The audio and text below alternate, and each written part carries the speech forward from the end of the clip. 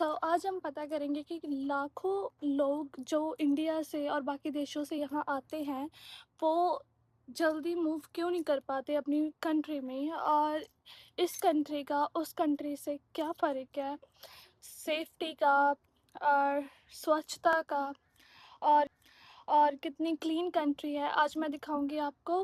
Canada में Canada में जो लोग आ जाते हैं वो कंट्री क्यों नहीं छोड़ पाते, क्या फ़र्क है इंडिया का कनाडा से, जो इतनी इतने लोग यहाँ पर जुड़े हुए हैं, इनको इनकी गलियाँ, स्ट्रीट्स,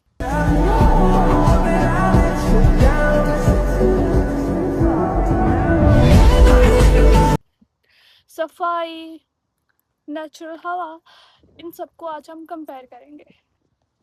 सबसे पहली बात आ जाती है गाइस स्वच्छता की।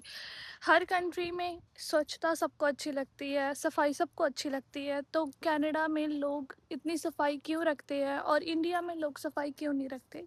आज मैं आपको दिखाऊंगी उसका रीज़न ये है कि यहाँ पर लोग देख देख कर एक दूसरे को सीखते हैं। यहाँ पर आप देख सकते होंगे जो पार्क है, यहाँ पर आपको कहीं भी कोई गंदगी नहीं दिखेगी, क्योंकि सरकार ने यहाँ पर ऐसे वाले डस्टबिन बनाए हुए हैं जहाँ पर लोग अपना कचरा फेंकते हैं, और आपको कहीं भी कोई भी गंदगी नहीं दिखेगी।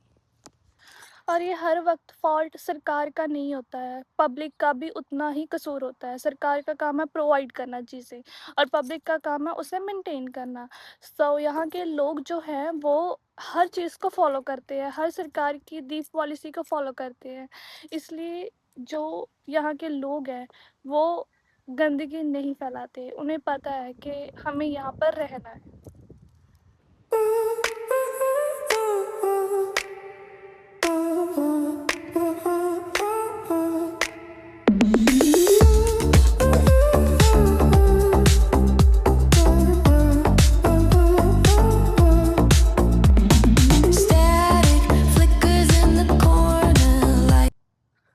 आज जो मेरे पीछे आप घर भी देख रहे हो, जो मैंने पिछली वीडियो में आपको दिखाए हैं, और ये जान के आपको बड़ी हैरानी होगी कि जो यहाँ के घर हैं वो इनके नहीं है, वो है गवर्नमेंट के। जो यहाँ के लोग नेटिव हैं, जो यहाँ सबसे पहले आए थे, रेड इंडियंस, उनकी ये सभी प्रॉपर्टी है, ये कभी भी इसको ले सकते हैं। तो लोग यहाँ पर क्यों रह रहे हैं? लोग यहाँ इसीलिए रह रहे हैं क्योंकि जो ये घर है, ये ज़मीन अलग है, घर अलग है। जो घर में लोग रह रहे हैं वो उसका रेंट पे कर रहे हैं, कोई 1.5 lakh, 2 lakh, according to India. यहाँ पर तो अराउंड $2,000, $2,500 अराउंड, और 2-3 लाख भर रहे हैं घर का। और ये अराउंड होते हैं, मुझे एग्जैक्ट तो नहीं पता, पर जब इनका लोन पूरा हो जाता है, ये सभी घर लोन पे है, किसी का घर यहाँ पर कैश पर नहीं है, क्योंकि यहाँ पर कोई भी बंदा कैश पर या ऐसे घर अफोर्ड कर ही नहीं पाता।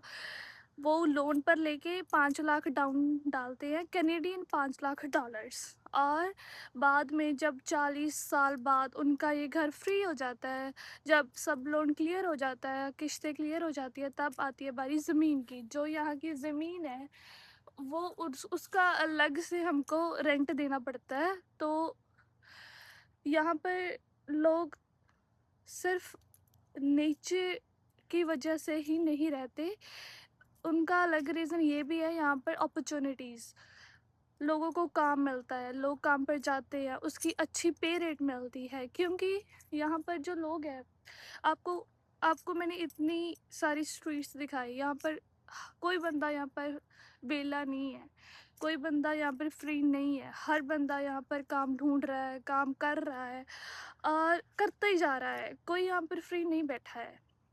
इसलिए यहाँ पर लोग ऐसे इन्वायरमेंट में रहना पसंद करते हैं जहाँ पर वो बिज़ी हों, उनका गलत काम पर ध्यान ना जाए, उनका अपने घर पर, अपनी फैमिली पर और अच्छे कामों पर ध्यान जाए। गाइस, वहाँ पर एक कौवा बैठा है, वो इतना चिल्ला रहा है। बिल्लों पग बिल्लियां दांत की करेगी बग्गे पग्गे बिल। जो गाइस यहाँ पर ग्रास भी है ना, सभी की काटी हुई है, कहीं भी फालतू आपको ग्रास नहीं दिखेगी।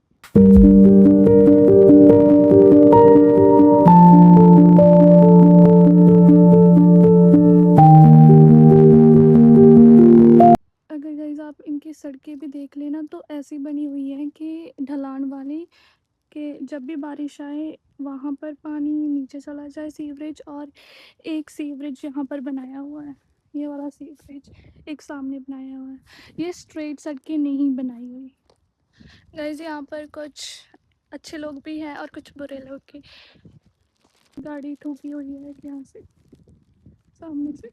देखो गाइस यहाँ पर भी जो ये वाली रोड है, इसे इस ढलान से बनाया हुआ है कि पानी जब भी आए इधर से जाए, और वहाँ वो सीवरेज बने हुए हैं कि पानी सीधा सीवरेज में ही चला जाए।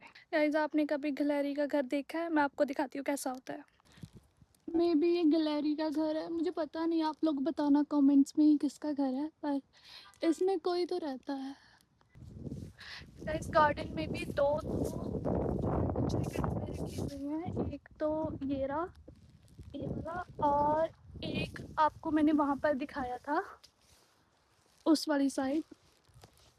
और गाइस एक और बात, इस पूरे इतने बड़े गार्डन में, गार्डन के बीचों बीच सीवरेज बनाया हुआ है। ये देखिए, ये रहा।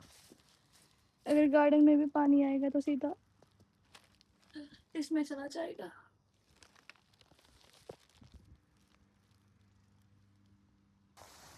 सो गाइस आप मेरे पीछे ऐसे वाले घर भी देख चुके होंगे। यहाँ पर मोस्टली जो घर है वो ऐसे बने हुए हैं, ऐसे वाले, जिसके छतें ऐसी होती है।